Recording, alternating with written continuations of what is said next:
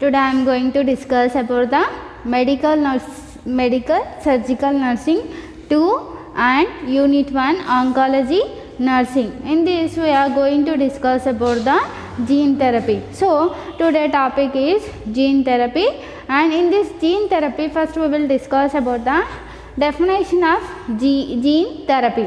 So the definition includes it is an experimental technique that uses a genes to treat and prevent disease. So it is a gene therapy, it is a one of the experimental procedure. So experimental technique that uses genes to treat and prevent disease. So the genes can be used to treat the disease and it can also used to treat the cancer, and this technique used to treat a disorder by inserting a gene into a patient's cells. So in this gene therapy the gene can be inserted into the patient's cells and instead of using drugs or surgery. So instead of the surgery and the drugs, the genes can be inserted into the patient cell. So it is a gene therapy. It is used for the cancer and AIDS patient and cardiovascular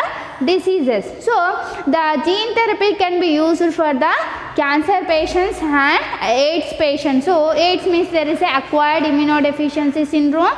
So there is a cancer patients and AIDS patients and cardiovascular diseases. So if the patient is having any cardiovascular diseases, and for that patients also we can use the gene therapy. So it is called as gene therapy. So gene therapy, it is a experimental technique that uses genes to treat and prevent the disease. For the treating and the preventing of the disease we can use the gene therapy, and the technique used to treat a disorder by inserting a gene into a patient's cells. So we got to prevent the disease and the genes can be inserted into the patient cells. So in this gene therapy there is a using of drugs and surgery can be instead of this, and we can use the gene therapy. So instead of using drugs and surgery, and we can use the gene therapy to treat the cancer, and it can be used for the AIDS and cardiovascular diseases. And next one is, it is the addition of new genes to a patient cells to replace missing or malfunctioning genes. So in this gene therapy the new genes can be introduced into the patient cells. So it can be replace the missing and malfunctioning genes. So the cells inside the body that is not working properly, so because of this malfunctioning and because of the missing, we can add the addition of new genes to the patient cells. So in this gene therapy we are adding the new genes into the patient cells. So because of the malfunctioning of the genes, and there is a addition of new genes into the patient cells. It is called as gene therapy. There is a addition of new genes into the patient cells, and because of the malfunctioning of the genes, and we are adding the new genes into the patient cells. It is called as gene therapy. And next one is, we are going to discuss about the hormonal therapy. In this hormonal therapy, use the sex hormones produced by our bodies or drugs that block them to treat cancer. So in this hormonal therapy, because of the patient condition, if the patient is having cancer, so because of the cancer we are giving treatment to the cancer patient. So because of this treatment the sex hormones can be blocked. So because of these sex hormones by the body, the hormones cannot be released and the hormones become blocked because of the treatment. So in this hormonal therapy, because of the cancer treatment, the hormones can be blocked and it cannot be released by the body. So in this hormonal therapy we are introducing the hormones by the giving some drugs, and not all cancer respond to the hormone therapy. So all the cancer, all type of cancers cannot be respond to the hormonal therapy. Only some of the cancers can be respond to the hormonal therapy. So it is called as hormone therapy. In this hormone therapy, use the sex hormones produced by our bodies or drugs that block them to treat cancer. So because of the cancer treatment, so what are the hormones can be produced by our body that can be blocked because of the drugs, and because of the cancer treatment there is a blockage of the sex hormones. And in this hormonal therapy we are introducing some drugs. Because of these drugs there is a blockage can be clear and the hormones can be released by the body. And in this hormonal therapy it cannot be all cancers cannot be respond to the hormonal therapy. Only some of the cancers can be respond to the hormonal therapy. And next one is major classes of hormonal agents. There is a sum of classes of the hormonal agents. In this first one is adrenocorticoids. Adrenocorticoids are used in the management of acute lymphoblastic leukemia. So in this acute management of acute lymphoblastic leukemia, so adrenocorticoids can be used in the management of acute lymphoblastic leukemia. So the meaning of acute lymphoblastic leukemia means, the definition includes there is a bone marrow errors in the bone marrow that produces cells. So that cells become error in the DNA. So the DNA will be absent in the cells that are produced by the bone marrow. So because of this DNA error there is a immature cells can be produced by the bone marrow. So it is called as acute lymphoblastic leukemia. So acute lymphoblastic leukemia means bone marrow it produces some cells. So that cells become error in DNA. Because of this error in DNA, the bone marrow produce the immature cells. So that become immature cells, and the healthy cells can be die in the acute lymphoblastic leukemia. There is a immature blood cells can be produced by the bone marrow, and the cells can be die. The healthy cells can be die in the acute lymphoblastic leukemia. So adrenocorticoids can be used in the management of acute lymphoblastic leukemia. And next one is Hodgkin's lymphoma and non-Hodgkin's lymphoma. So Hodgkin's lymphoma means there is a cancer of the lymphatic system. So in this non-Hodgkin's lymphoma and Hodgkin's lymphoma, in this non-Hodgkin's lymphoma it is only confined to the lymph nodes. So lymph nodes can be present all over the body. So where the lymph nodes can be present, and it can be spread to the only lymph nodes which are present in the body, total body. The lymph nodes can be affected in the non-Hodgkin's lymphoma. And the Hodgkin's lymphoma there is a only confined to the upper extremities, means head, neck and upper extremities. So there is a Hodgkin's lymphoma and non-Hodgkin's lymphoma. Hodgkin's lymphoma means there is a cancer can be lymphatic system cancer. Cancer can be occur in the lymphatic system. It is called as Hodgkin's lymphoma. So in this Hodgkin's lymphoma and non-Hodgkin's lymphoma, there is a non-Hodgkin's lymphoma means there is a cancer occur to the lymph nodes which are present in the body, only confined to the lymph nodes. In the Hodgkin's lymphoma there is a lymphoma can occur in the body, upper extremities and head and neck.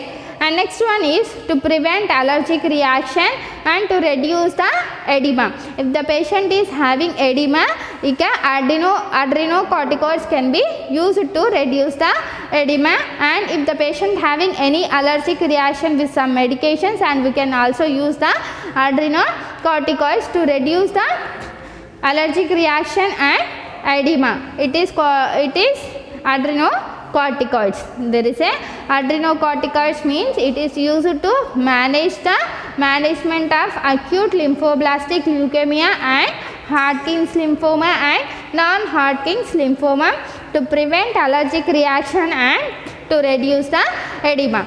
Next one is estrogen. Estrogen, it is used in the management of prostate cancer and the administration of daily dose of 3 mg. So estrogen, it can be used in the prostate cancer. So in this prostate cancer, there is a in this prostate cancer, the seminal fluid cannot be produced and there is a sperm count will be less in the prostate cancer. So the seminal fluid become nourished and there is a sperm count will be decreased in the prostate cancer, and there is a estrogen can be used in the management of prostate cancer. The administration of daily dose of 3 mg. So daily we can administer as a 3 mg dosage. The estrogen can be administered for the prostate cancer. For the prostate cancer, we can administer the estrogen. Daily dose is 3 mg. Next one is anti-estrogen. Anti-estrogen, it may stop some cancer cells from the growing and are used to prevent and treat breast cancer. So in this anti-estrogen, it can be used to stop some cancer cells. So the growing of cancer cells can be stopped by the anti-estrogen from growing and used to prevent and treat the breast cancer. So if the patient having breast cancer and to treat and prevent the breast cancer, we can use the anti-estrogens. Anti-estrogens can be used to stop the growing of cancer cells, and it also used to treat the breast cancer. So breast cancer, if it can be prevented. Anti-estrogens, it can be used to stop the cancer cells and from growing and are used to prevent and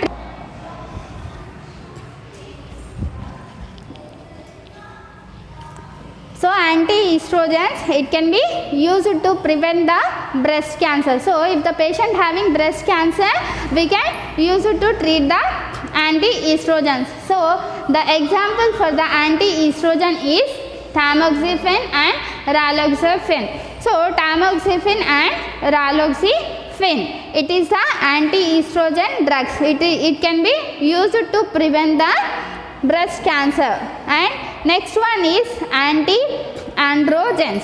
It can be used to treat the precocious puberty in boys. In this, the precocious puberty means the puberty can occur before the age of 9 to 10 years. So the normal puberty age is 9 to 10 years. So in this precocious puberty, the puberty can be occur before the age of the 9 to 10 years in the boys.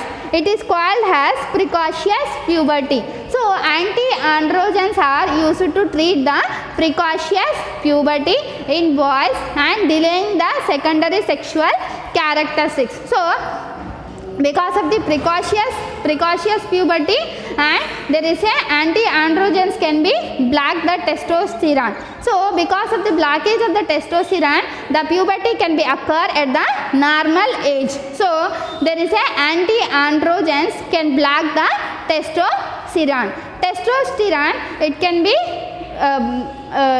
blocked by the antiandrogens. So because of this testosterone blockage, there is a delay in the secondary sexual characteristics. So the secondary sexual characteristics can be occur at the appropriate age. So because of the precocious puberty, because of the antiandrogens can be used to treat the precocious puberty. So So precocious puberty means the puberty can be occur before the age of the 9 to 10 years. The normal age of the puberty 9 to 10 years. In the precocious puberty, the puberty can be occur before the 9 to 10 years. So in boys, and delaying the secondary sexual characteristics. Because of the antiandrogens, it can be block the testosterone. So because of the blockage of the testosterone, the secondary sexual characteristics become delayed and it can be occur at the appropriate age. It is called as antiandrogens, and it example flutamide and nilutamide. Flutamide and nilutamide, antiandrogens. Example flutamide and nilutamide. Next one is progestin. So it is used in the management of cancer and it compounds related to steroid hormone progesterone. So the progestin compound, it can be related to the steroid hormone progesterone, and in this progestin example there is a megestrol acetate used to treat the ovarian cancer. So if the patient is having ovarian cancer, the megestrol acetate can be used to treat the ovarian cancer. And next one is medroxyprogesterone acetate.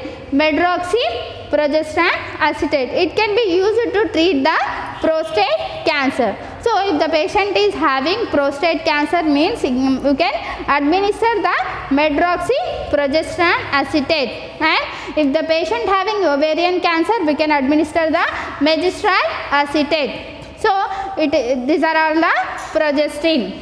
Then next one is luteinizing hormone releasing hormone. So in this luteinizing and releasing hormone, there is a release of luteinizing hormone and releasing hormone from hypothalamus, results in the secretion of luteinizing hormone and follicle stimulating hormone. So there is a luteinizing hormone and releasing hormone from the hypothalamus. So from the hypothalamus there is a luteinizing hormone and releasing hormone can be released. So luteinizing hormone can be released from the hypothalamus and it results in the secretion of luteinizing hormone and follicle stimulating hormone. So from the hypothalamus there is a releasing of luteinizing hormone and releasing hormone, and it results in the secretion of luteinizing hormone and follicle stimulating hormone from the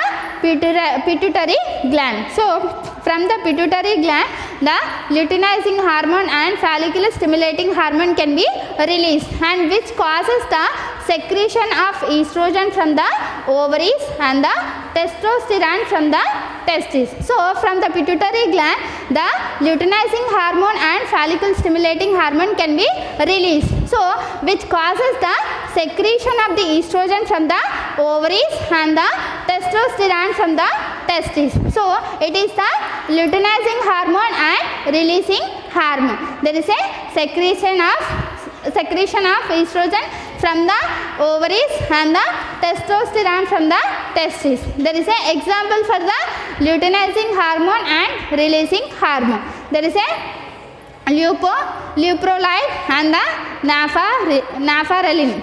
So there is an example for the luteinizing hormone and releasing hormone, leuprolide and nafarelin.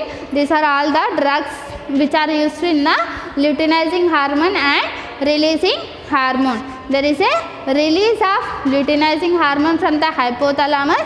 It results in the secretion of luteinizing hormone and follicle stimulating hormone from the pituitary gland, and which causes the secretion of estrogen from the ovaries and the testosterone from the testes. From the testes, testosterone can be released, and from the ovaries the estrogen can be released, and the drugs can be included in the luteinizing hormone, releasing hormone, leuprolide and nafarelin. So next one is nursing management. In this nursing management, first one is obtain complete health history including personal and family history. The nursing management include, first one is obtain the complete history. So the nurse has to be, complete history has to be taken from the patient. So the nurse has to do the complete history has to be taken from the patient, that includes the personal and the family history. So in this history, personal history means there is a patient having any smoking or alcohol abuse, and the personal history can be collected from the patient. And the family history means there is a before the family members are affected with the cancer or not. In this, the family history, the nurse has to be collect the family and personal history. And next one is obtain drug history. So the nurse has to be collect the drug history. If the patient is having any drug allergy, it means if the patient is taking some type of medication, the patient will get the allergic reaction. So the skin rashes or allergy can be occur because of the some drugs. So the nurse has to collect the drug history. So because of the any allergic reactions about the some medications, the nurse has to know the drug history. So the nurse has to be take the complete history about the drugs. And next one is assess for cardiovascular status. So the nurse has to be assess for the cardiovascular status. So if the patient is having hypotension or hypertension, the nurse has to be assess for the cardiovascular status. If the patient is having hypertension, if the patient is taking any medications for the hypertension or not, the nurse has to be collect the history for the cardiovascular status. And next one is determine whether the patient is pregnant or lactating. If the patient is pregnant or lactating mother, the nurse has to be collect the history. So next one is monitor for abnormal uterine bleeding. So the nurse has to be monitor for the abnormal uterine bleeding. So the bleeding from uterus, the nurse has to be monitor and check for the any bleeding from the uterus. And next one is encourage client not to smoke. If the patient having any smoking habit, so the nurse has to be given education to the patient. The nurse has to be give the education about the smoking and encourage the client not to smoke. The nurse has to be encourage the patient to not to smoke. And next one is monitor the glucose levels. The nurse has to be monitor the glucose levels of the patient. So the normal level is 70 to 140 milligrams per deciliter. If the patient is become low of the glucose level, the patient will get the hypoglycemia. So because of this, the nurse has to be monitor the glucose levels of the patient. And next one is monitor client's understanding and proper self administration. So the nurse has to be assessed for the client is understanding about the treatment or not. The nurse has to be assessed, and proper self administration means after the discharge, the patient is taking medication correctly or not. The nurse has to be check for the proper self administration. The patient is taking medications or not, it can be assessed by the nurse. So monitor the client understanding and proper self administration. So the patient is taking medications at proper time or not, it can be checked by the nurse. It is a nursing management for the hormonal therapy. First one is obtain complete health history including personal and family history. Next one is obtain drug history and assess for cardiovascular status and determine whether the patient is pregnant or lactating. Next one is monitor for abnormal uterine bleeding and encourage client not to smoke. And next one is monitor glucose levels of the patient. And next one is monitor client's understanding and proper self administration. Thank you.